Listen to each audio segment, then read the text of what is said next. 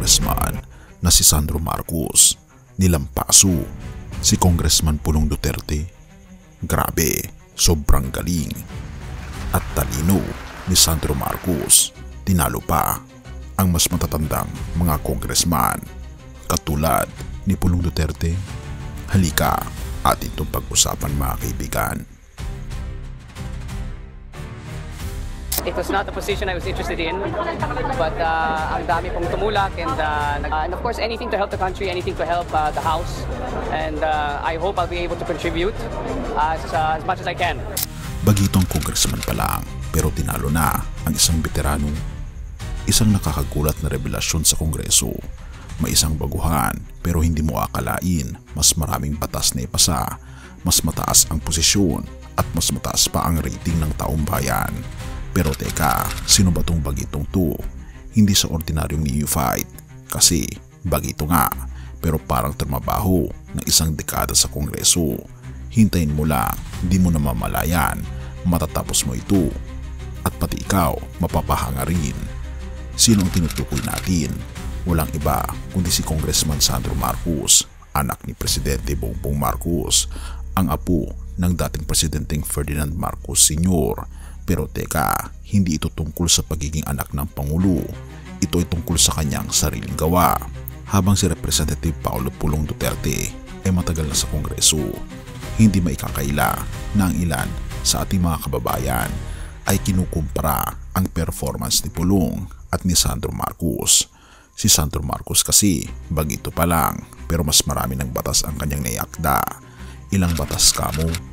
240 author bills at 75 co-author bills. Ibig sabihin, 315 panukalang batas sa isang termino pa lang. Samantalang si Pulong Duterte, halos 60 lang sa buong 19 Congress. Nakakagulat diba?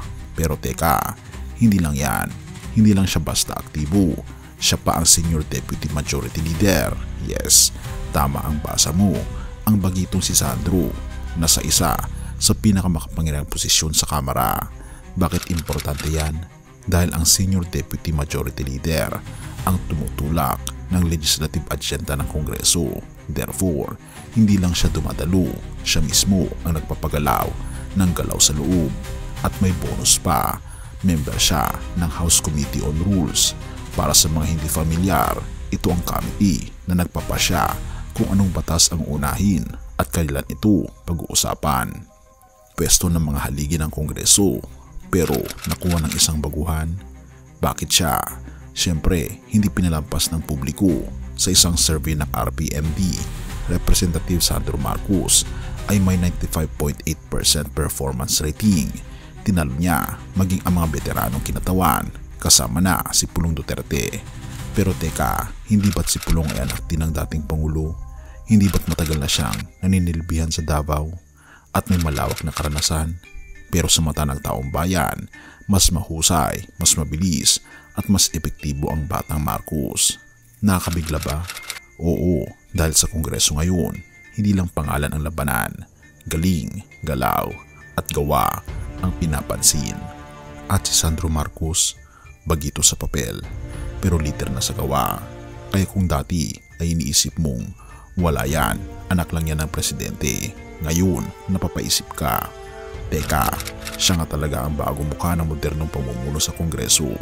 At oo, tinalo niya pati si Pulong Duterte, hindi sa apelyido kundi sa tunay na performance. Have mercy o God at purihin ang ating Panginoon Diyos. Unang Timoteo 4 verse 12. Huwag hamakin ni numan ang iyong kabataan, kundi maging halimbawa ka ng mga mananampalataya sa salita, sa pag-uugali, sa pag-ibig, sa pananampalataya at sa kalinisan.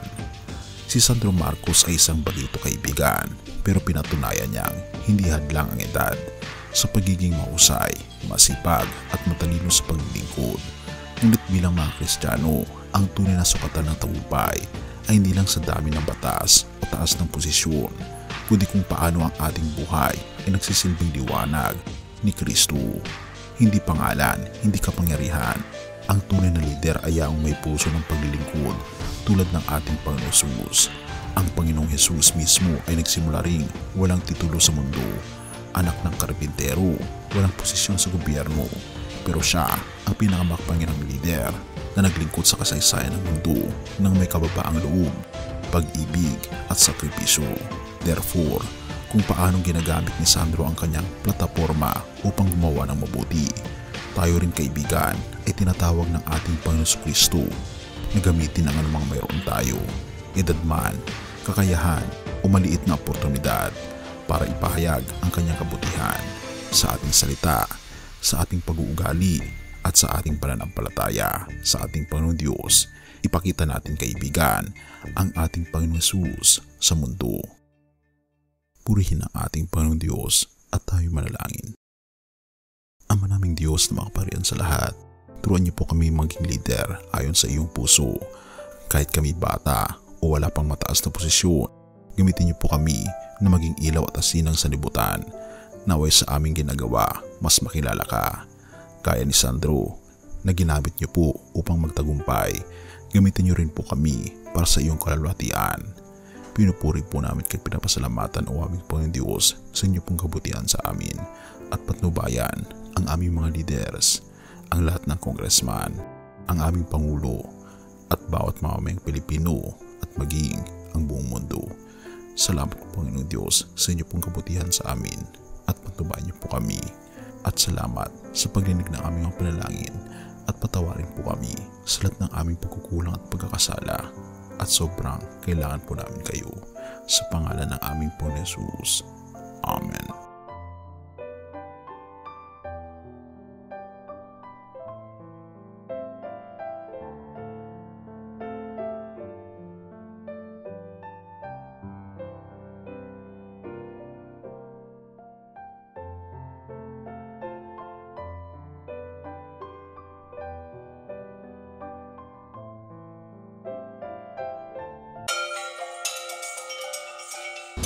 Bago natin ipagpatuloy kaibigan, siya nga pala ang Great Controversy na isa sa mga pinaka-kontrobersyal na libro dahil tumutukoy ito sa mga propesiya sa libro ng Daniel at Revelation na nagaganap na sa panahon natin ngayon bago ang pagdating ng ating Panginoong Diyos ay pinamimigay na namin ng libre sa pamamagitan ng PDF.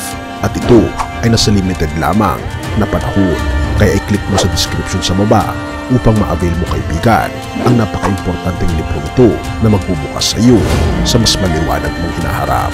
Purihin ang ating Panginoong Diyos at tayo magpatuloy.